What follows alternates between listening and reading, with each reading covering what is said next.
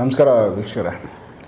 ರಾಘವೇಂದ್ರ ಅವರೀಗ ತುಂಬ ಜನ ನಮ್ಮ ವೀಕ್ಷಕರಲ್ಲಿ ನನಗೂ ಸಾಕಷ್ಟು ಜನ ಫೋನ್ಗಳು ಮಾಡ್ತಾರೆ, ಮೆಸೇಜ್ಗಳು ಮಾಡ್ತಾರೆ. ಎಲ್ಲರೂ ಕೆಲವೊಂದು ಪಬ್ಲಿಕ್ಗೆ ನೀವು ಏನೋ ವಿಡಿಯೋಗಳು ಮಾಡ್ತೀರಾ ಸರ್, ನಮಗೂ ಒಂದು ಸ್ವಲ್ಪ ಕೆಲವೊಂದು ಟಿಪ್ಸ್ಗಳು ಕೊಡಿಸಿ, ಯಾರಾದರೂ ಗುರುಗಳ ಜೊತೆ ನೀವು ಮಾತಾಡಬೇಕಾದಾಗ ಒಂದು 2-3 ಪ್ರಶ್ನೆಗಳು ನಮಗೋಸ್ಕರ ಕೇಳಿ, ನಾವು ಅದನ್ನು ನೋಡಿಕೊಂಡು ಒಂದಷ್ಟು ಸರಿ ಮಾಡ್ಕೊಳ್ಳೋ ಥರದ್ದು ಅಂತ ಸಾಕಷ್ಟು ಜನ ಕೇಳ್ತಾರೆ. ಹಾಗಾಗಿ ಪಬ್ಲಿಕ್ಗೆ ಮುಖ್ಯವಾಗಿ ಹಣಕಾಸು ಸಮಸ್ಯೆಗಳು, ಮನೆಯಲ್ಲಿ ದುಡ್ಡಿನ ವಿಚಾರಗಳಲ್ಲಿ, ಮನೆಗಳಲ್ಲಿ ದುಡ್ದಿದ್ದ ದುಡ್ಡು ಉಳಿಯೋದಿಲ್ಲ, ಬೇರೆ ಇನ್ಯಾವುದೋ ತೊಂದರೆಗಳಿಗೆ ಸಿಗಾಕೊಂಬಿಟ್ಟಿರ್ತಾರೆ, ಆಚೆ ಬರೋಕ್ಕಾಗಲ್ಲ, ಈ ಥರ ನಾನಾ ಸಮಸ್ಯೆಗಳಿದ್ದಾವೆ. ಬೇಸಿಕ್ಕು ನೀವು ಒಂದು ನಾರ್ಮಲ್ ಒಬ್ಬ ಮನುಷ್ಯ, ಒಂದು ಮನೆ, ಒಂದು ಕುಟುಂಬ ಅಂತ ನಾವು ನೋಡಿದ್ರೆ, ಆ ಕುಟುಂಬದಲ್ಲಿ ಏನೂ ತೊಂದರೆಗಳು ಅವ್ರಿಗೆ 108 ಸಮಸ್ಯೆಗಳು ಅವ್ರಿಗೆ ಇದ್ದರೂ ಕೂಡ ಯಾವುದೇ ಸಮಸ್ಯೆಗೂ ಈ ಥರದ್ದು ಕೆಲವೊಂದು ಪರಿಹಾರ ಮಾರ್ಗಗಳಿದ್ದರೆ ಈ ಪರಿಹಾರ ಮಾರ್ಗಗಳು ಮಾಡಿಕೊಂಡಾಗ ಸೊ ಆ ಸಮಸ್ಯೆಗಳಿಂದ ಹೊರಗಡೆ ಬರ್ಬೋದು, ಒಂದು ಒಳ್ಳೆಯ ಉತ್ತಮವಾದ ಜೀವನನ ಅವ್ರು ಮಾಡ್ಬೋದು. ಸೊ ಈ ಥರದ್ದು ನಾವು ತಿಳಿಸ್ಬೇಕು ನಮ್ಮ ವೀಕ್ಷಕರಲ್ಲಿ ಯಾರಿಗಾದ್ರು ಅಂದರೆ. ಸೊ ಬೇಸಿಕ್ ಏನೆಲ್ಲ ವಿಚಾರಗಳು, ಯಾವೆಲ್ಲ ಒಂದು ಟಿಪ್ಸ್ಗಳನ್ನ ನಿಮ್ಮ ಕಡೆಯಿಂದ ಕೊಡ್ಬೋದು? ನಮ್ಮ ವೀಕ್ಷಕರ ಮಹಾಬಂಧುಗಳಿಗೆ ನಾವು ಏನು ಹೇಳೋದು ಅಂತಂದರೆ, ಮೊದಲು ಅವರಿಗೆ ಶರಣಾರ್ಥಿಗಳು.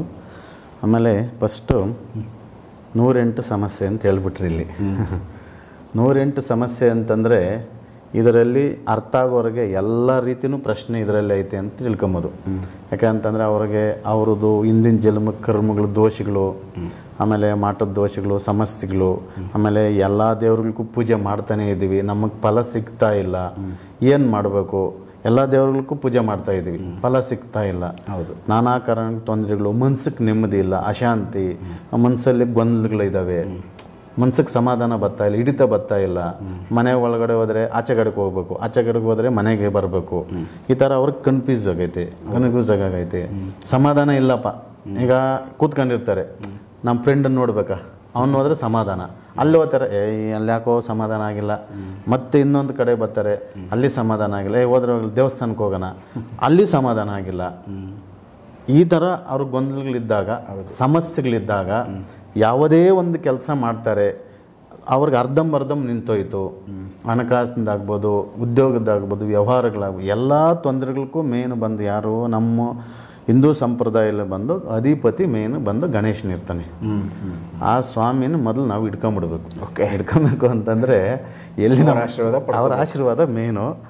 ಅದಕ್ಕೆ ನಾವೇನು ಹೇಳ್ತೀವಿ ಅಂದರೆ, ಮೊದಲು ಈ ಥರ ಸಮಸ್ಯೆಗಳಿದ್ದಾಗ, ದೋಷಗಳಿದ್ದಾಗ ಕೆಲವು ಸ್ವಲ್ಪ ನೀವೇನು ಮಾಡಬೇಕು ಅಂತಂದರೆ, ಇದು ಮೆಣಸುಕಾಳು ಅಂತೀವಿ, ಕಪ್ಪು ಮೆಣಸು 3 ಅಡಿ ತಗೊಬೇಕು. ಅವೆಲ್ಲ ಸ್ವಲ್ಪ ಕಾಸ್ಟ್ಲಿ ಇರ್ತವೆ.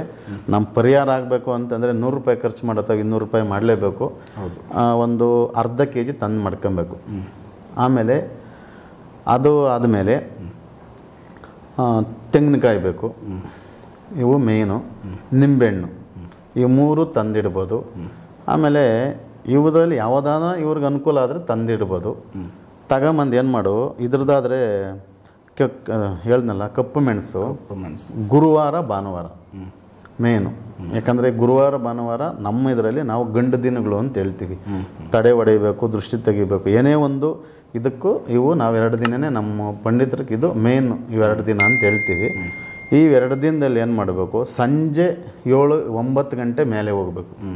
ಇಲ್ಲ ನಮಗೆ ಸಂಜೆ ಟೈಮ್ ಆಗಲ್ಲಪ್ಪ, ಈಗ ಸಿಟಿಗಳಾಗೆಲ್ಲ ಜನಗಳು ನೋಡ್ತಾರೆ, ಆಗಲ್ಲ, ಅವಾಗ ಏನು ಮಾಡ್ಬೇಕಂದ್ರೆ ಅರ್ಲಿ ಮಾರ್ನಿಂಗು ಪ್ರಕೃತಿ ನೇಚರ್ನ ಕನೆಕ್ಟಿವಿಟಿ ತಗೊಂಬಿಡ್ಬೇಕು. ಇವರು ಏನು ಮಾಡಬೇಕು, ಒಂದು 3 ಅಡಿ ಕಪ್ಪು ಮೆಣಸು ಎತ್ಕೊಬೇಕು, ಚೆಂದಾಗಿ ದೃಷ್ಟಿ ತೆಗಿಬೇಕು. ಇವರು ಮೊದಲೇ ಫಸ್ಟ್ ಇವ್ರು ಮಾಡಬೇಕಾಗಿರೋಂಥ ಕಾರ್ಯ ಇದು. 3 ಅಡಿ ತೆಗೆದು 3 ಸರಿ 3 ಅಡಿ ತೆಗಿ, ಒಂದು ಅಡಿ ಎತ್ಕೊಂತಾರೆ, 7 ಸರಿನಾ 9 ಸರಿನಾ 11 ಸರಿನಾ, ಇಲ್ಲ ಇವ್ರಿಗೆ ಇನ್ನೂ ತೊಂದರೆ ಇದ್ದರೆ ಇಳಿಸ್ಬೇಕು, 20-21 ಸರಿ ತೆಗಿಬೇಕು. ಬೆಟ್ಟ ತೂಕ ಹೊತ್ಕೊಂಡಿರ್ತಾರಲ್ಲ, ಬೆಟ್ಟ ಇಳಿಸ್ಬೇಕಲ್ಲ ಸರ್.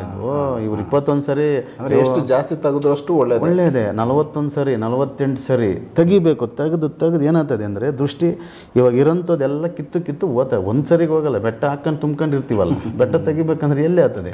ದೊಡ್ಡ ಬೆಟ್ಟದಾಗ ನೀನು 5 ದಿನ ಕೆಲಸ ಮಾಡಿದ್ರೂ ಕೆಲಸನೇ ಮಾಡಿಲ್ಲ ಅಂತ ಕಾಣಿಸ್ತದೆ ನಮ್ಮ ಕಣ್ಣಿಗೆ. ಅದು ತಿಂಗಳಾನ್ಗಟ್ಲೆ ಮಾಡಿದಾಗ ಓಹೋ ಏನೋ ಸುಮಾರು ಕೆಲಸ ಮಾಡ್ಯವನೇ ಅಂತ ಗೊತ್ತಾಗ್ತದೆ ಅಲ್ಲ. ಇದು ಹಂಗೇನೆ ತೆಗಿಬೇಕು.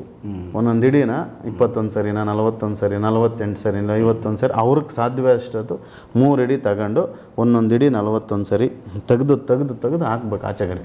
ಹಾಕ್ಬಿಟ್ಟು ಬಂದು ಅರಿಶಿನ, ಸ್ವಲ್ಪ ಉಪ್ಪು, ಅರ್ಥ ಆಯ್ತಾ, ಸ್ವಲ್ಪ ಗೋಮೂತ್ರ ಹಾಕ್ಕೊಂಡು ಸ್ನಾನ ಮಾಡಬೇಕು. ಇವೆಲ್ಲ ಯಾವಾಗ? ಅರ್ಲಿ ಮಾರ್ನಿಂಗು, ಬೆಳಗ್ಗೆ. ಅಂದರೆ ಜನಗಳು ಇವ್ರಿಗೆ ಅನುಕೂಲ ಇಲ್ದಿದ್ದಾಗ. ಅನುಕೂಲ ಇರೋರಾದರೆ ನೈಟ್ ಮಾಡ್ಕೊಂಬೋದು, 9 ಗಂಟೆ ಮೇಲೆ ಮಾಡ್ಕೊಂಬೋದು. ಅನುಕೂಲ ಇಲ್ದಿದ್ದವರು ನೈಟು. ಈ ಬೆಂಗಳೂರು ಸಿಟಿಗಳಿಗೆಲ್ಲ ತುಂಬ ಕಷ್ಟ ಆಗ್ತದೆ. 4 ಗಂಟೆ 3 ಗಂಟೆ ಮೇಲೆ ಯಾರೋ ಸ್ವಲ್ಪ ಜನ ಕಡಿಮೆ ಇರ್ತಾರೆ, ಎಲ್ಲ ಒಂದು ಕಡೆ ಹೋಗಿ ದೃಷ್ಟಿ ತೆಗಿಬೋದು. ತೆಗೆದಿದ್ದೆಲ್ಲ ಆದಮೇಲೆ ಮಾತಾಡಬಾರ್ದು, ಇವೆಲ್ಲ ಮೌನವಾಗಿ ಮಾಡಬೇಕು. ಬೇಸಿಗೆನಿಂದ ಎದ್ದ ತಕ್ಷಣವೇ ಅವಾಗ ಮಾಡ್ಕೊಂಡು ಆಮೇಲೆ ಬಂದು ಇನ್ನೇನೇನಾಯ್ತು ಎಲ್ಲ ಮುಗಿಸ್ಕೊಂಡು ಅರಿಶಿನ, ಸ್ವಲ್ಪ ಉಪ್ಪು, ಗೋಮೂತ್ರ ಸಿಗದಿದ್ರೆ ದರ್ಬೆ ಏನಾನು ಹಾಕ್ಕೊಂಡು ನೀಟಾಗಿ ಸ್ನಾನ ಮಾಡ್ಕೊಂಡು ಆವಾಗ ಏನು ಮಾಡಬೇಕು?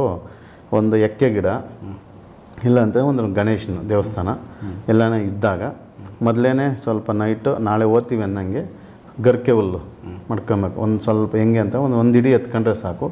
21 ಗರ್ಕೆ ಹುಲ್ಲು ಸಪ್ರೇಟ್ ಮಾಡ್ಕೊಬೇಕು. ಇನ್ನು ಸ್ವಲ್ಪ ಗರ್ಕೆ ಹುಲ್ಲು ಸಪ್ರೇಟ್ ಇಕ್ಕೊಬೇಕು. ಅಲ್ಲಿ ಕೂತ್ಕೊಂಡು ದೇವ್ರಿಗೆ ಆಗಲಿ ಇಲ್ಲಾಂದರೆ ಎಕ್ಕೆ ಗಿಡಕ್ಕಾಗಲಿ ಎಕ್ಕದ ಗಿಡ ಪೂಜೆ ಮಾಡ್ಕೊಂಡು ಅಲ್ಲಿ ತುಪ್ಪದ ಬತ್ತಿಗಳು ಹಚ್ಚಬೇಕು. ತುಪ್ಪದ ಭತ್ತ ಸಿಗ್ತಾಯಿತ್ತಲ್ಲ, ತುಪ್ಪ ಎಲ್ಲ ಮಾಡಿ ಒಂದು 5 9 ಎಷ್ಟೋ ಅಲ್ಲಿ ಎಲ್ಲ ಅರ್ಶಿನ ಫಸ್ಟು ಶಾಸ್ತ್ರೋಕ್ತವಾಗಿ ಅದು ವಿಧಾನಗಳಿಗೆ ಪೂಜೆ ಮಾಡಿ ಆಮೇಲೆಲ್ಲ ಕೂತ್ಕೊಂಡು ಆಮೇಲೆ ಇವ್ರೇನು ಮಾಡಬೇಕು? ಈ ಥರ ಒಂದು ಗರ್ಕೆ ಹುಲ್ಲು ಇಟ್ಕೊಬೇಕು. 3 ಸರಿ ಹಿಂಗೆ ಅನ್ಕೊಬೇಕು. ಓಂ ಗಂ ಗಣಪತಿಯ ನಮಃ, ಓಂ ಗಂ ಗಣಪತಿಯ ನಮಃ, ಓಂ ಗಂ ಗಣಪತಿಯ ನಮಃ. ಮತ್ತು ಅದರಲ್ಲಿ ಬುಡಕ್ ಇಡಬೇಕು. ಅರ್ಥ ಆಯ್ತಾ? ಈ ಥರ 21 ಸರಿ ಒಂದು ಗರ್ಕೆ ಹುಲ್ಲು ಎತ್ಕೊಂಡು 3 ಸರಿ ಹಿಂಗೆ ಓಂ ಗಂ ಗಣಪತಿಯ ನಮಃ, ಓಂ ಗಂ ಗಣಪತಿಯ ನಮಃ, ಓಂ ಗಂ ಗಣಪತಿಯ ನಮಃ ಅಂದ್ಕೊಂಡು ಬುಡಕಿಡಬೇಕು. ಈ ಥರ 21 ಸರಿ ಮಾಡ್ಕೊಂಡು, ಅರ್ಥ ಆಯ್ತಾ? ಆಮೇಲೆ ತುಪ್ಪದ ದೀಪಗಳೆಲ್ಲ ಹಚ್ಚಿ ಇದು ಮಾಡ್ಕೊಂಡು ಕ್ಲಿಯರ್ ಮಾಡ್ಕೊಂಡು ಆಮೇಲೆ ಇವರು ಎಷ್ಟು ದಿನ ಪೂಜೆ ಮಾಡ್ತಾರೆ ಒಂದು ಇಂಪಾರ್ಟೆಂಟು. ಆಮೇಲೆ ಏನಕ್ಕೋಸ್ಕರ ಪೂಜೆ ಮಾಡ್ತಾ ಇದ್ದಾರೆ? ಸಂಕಲ್ಪ ಇರಬೇಕಿಲ್ಲಿ. ನೀನು ಸಂಕಲ್ಪ ಇಲ್ಲದ ಪೂಜೆ ವ್ಯರ್ಥ ಅಂತ ಹೇಳ್ತೀವಿ. ಯಾಕಂತಂದರೆ ಗುರಿ, ಈಗ ನೀವು ಎಲ್ಲಿಗೆ ಹೋಗ್ತೀರಿ? ಈಗ ಹೊಸಕೋಟೆಗೆ ಹೋಗ್ತೀರಾ, ಬೆಂಗಳೂರಿಗೆ ಹೋಗ್ತೀರಾ, ಎಲ್ಲಿಗೆ ಹೋಗ್ತೀರಾ? ಅಂತಿದ್ದಾಗ ಅಲ್ಲಿಗೆ ಹೋಗೋದು, ಅದು ಮೇನ್ ಇಂಪಾರ್ಟೆಂಟ್. ಅದು ಬರುತ್ತೆ. ಇದು ಅಷ್ಟೇ ಸಂಕಲ್ಪ. ಗುರಿ ಇಲ್ದಂಗೆ ಎಲ್ಲೆಲ್ಲ ಪ್ರಯೋಜನ ಇಲ್ಲ.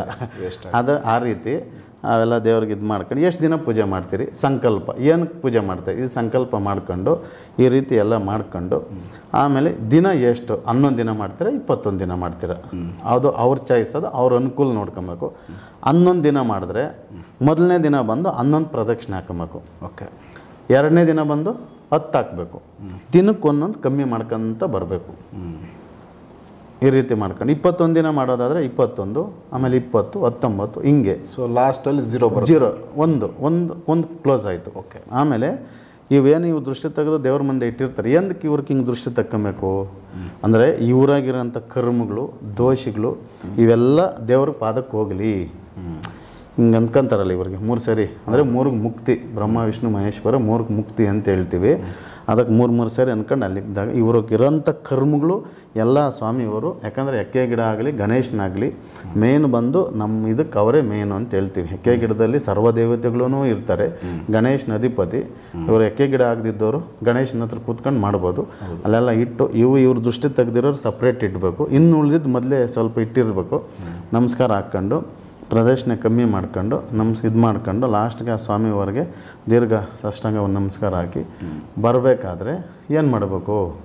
ಅದು ಸಪ್ರೇಟ್ ಇಟ್ಟಿರ್ತಾರಲ್ಲ ಗರ್ಕೆ ಹುಲ್ಲು, ಅದನ್ನು ಬಂದು ಒಂದು ಜೋಪಲ್ಲಿ ಆಗಲಿ ಅಲ್ಲಿ ಅವ್ರ ಹತ್ರ ಒಂದು ಇಟ್ಕೊಂಡು ಮನೆಗೆ ಬಂದು ಸ್ವಲ್ಪ ಬಂದ ತಕ್ಷಣ ಯಾರ ಜೊತೆಗೂ ಮಾತಾಡಬಾರ್ದು. ಮನಸ್ಸು ಫ್ರೀ ಮಾಡ್ಕೊಂಡು ಹಾಲು ಬೆಲ್ಲ ಕುಡಿಬೇಕು. ಹಾಲು ಸಕ್ಕರೆ ಕುಡಿಬಾರ್ದು, ಉಲ್ಟಾ ಆಗ್ತದೆ ಅದು. ಹಾಲು ಬೆಲ್ಲನೇ ಸಕ್ಕರೆ ಕುಡಿಕೊಡ್ದು. ಓಕೆ. ಹಾಲು ಬೆಲ್ಲ ಕುಡಿದು ಒಂದು 5 ನಿಮಿಷ ಪ್ರಶಾಂತವಾಗಿದ್ದು ಮನೆ ಒಳಗಡೆ ಅಕಸ್ಮಾತ್ ಏನಾನ ಇವರು ಧ್ಯಾನ ಮಾಡ್ತೀನಿ ಅಂದರೆ ಒಂದು 5 ನಿಮಿಷ, ಯಾಕಂದ್ರೆ ಅಲ್ಲಿ ದೇವಸ್ಥಾನದ ಅಲ್ಲೆಲ್ಲ ಮಾಡೋಕ್ಕಾಗ್ದಿಲ್ಲ ಒಂದು 5 ನಿಮಿಷ ಇರುತ್ತೆ. ಪ್ರಶಾಂತವಾಗಿ ತಗೊಂಡು ದೀರ್ಘವಾಗಿ ಉಸಿರು ಹೇಳ್ಕೊಂಡು ಆಮೇಲೆ ಈ ಗರ್ಕೆ ಹುಲ್ಲನ್ನ ಜೋಪಾಗಿ ಇಟ್ಕೊಂಡಿರ್ತಾರಲ್ಲ ಎಲ್ಲಿ ಬೇಕು ಹೋಗುತ್ತಾ ಬಂದರೆ ಆ ಕೆಲಸಗಳು ದಿನನಿತ್ಯ ಬಿಡುಗಡೆಯಾಗಿ ಅಭಿವೃದ್ಧಿ ಆಗ್ತಾ ಇರ್ತವೆ. ಜೀವನ ಬದಲಾಗುತ್ತೆ.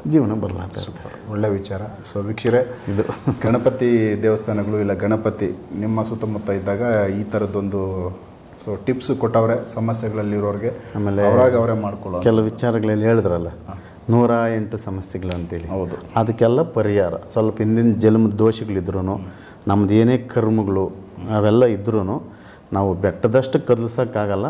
ಅದೇನು ಹೇಳಿ ಬೆಟ್ಟದಕ್ಕಿಂತ ಸ್ವಲ್ಪ ತಲೆ ಮೇಲೆ ಬರೋದು ಎಲೆ ಮೇಲೆ ಹೋಗಲಿ ಅಂತೇಳಿ ಅವಾಗ ಸ್ವಲ್ಪ ಮಾಡ್ತಾ ಅವ್ರಿಗೆ ಕೆಲಸಗಳು ಆಟೋಮೆಟಿಕ್ಕಾಗಿ ಈಜಿನಾಗಿ ಸಡಿಲ ಆಗ್ತೈತೆ. ಮನಸ್ಸಿಗೂ ನೆಮ್ಮದಿ ಸಮಾಧಾನ ಆಗ್ತೈತೆ. ಒಂದು ಗುರಿ ಮುಟ್ಟಕ್ಕೆ ಇವ್ರಿಗೇನು ಈ ಗೊಂದಲಗಳಿರ್ತಾವಲ್ಲ ಆ ಕಡೆ ಹೋಗೋ ದಾರಿನಲ್ಲಿ ಡಿಸ್ಟರ್ಬ್ ಗೊಂದಲ ಇರ್ತದೆ, ಮನಸ್ಸಿಗೆ ನೆಮ್ಮದಿ ಇರ್ತದೆ. ಎಲ್ಲ ಕಾರ್ಯಗಳಿಗೂ ಸರಾಸರವಾಗಿ ಅನುಕೂಲ ಆಗ್ತದೆ, ತೃಪ್ತಿ ಆಗ್ತದೆ. ಇಷ್ಟಂತೂ ಹೇಳ್ಬೋದು ನಾವು. 108 ಸಮಸ್ಯೆಗಳಿಗೆ ಗಣಪತಿ ಪರಿಹಾರ. ಸೊ ಇದನ್ನೆಲ್ಲರೂ ಮಾಡ್ಕೊಳ್ಳಿ. ತೊಂದರೆಯಲ್ಲಿರೋರು ಇನ್ನಷ್ಟು ಜನಕ್ಕೆ ವಿಡಿಯೋಗಳು ಶೇರ್ ಮಾಡಿ. ಇದೆಲ್ಲರಿಗೂ ರೀಚ್ ಆಗಲಿ. ಸಮಸ್ಯೆಗಳಲ್ಲಿರೋರಿಗೆ ಇದೊಂದು ಪರಿಹಾರದ್ದು ಒಂದು ಮಾರ್ಗ. ಸೊ ನೆಕ್ಸ್ಟ್ ಇನ್ನೂ ಬೇರೆ ವಿಚಾರಗಳನ್ನ ಇದೇ ಥರ ಟಿಪ್ಸ್ಗಳು ಒಂದಷ್ಟು ಬೇರೆ ಅನುಕೂಲ ಆಗೋ ವಿಚಾರಗಳನ್ನ ನಾನು ರಾಘವೇಂದ್ರ ಅವ್ರ ಜೊತೆ ಮಾತಾಡ್ತಾ ಹೋಗ್ತೀನಿ. ಸೊ ಎಪಿಸೋಡ್ ನೋಡ್ತಾ ಹೋಗಿ. ನಮಸ್ಕಾರ.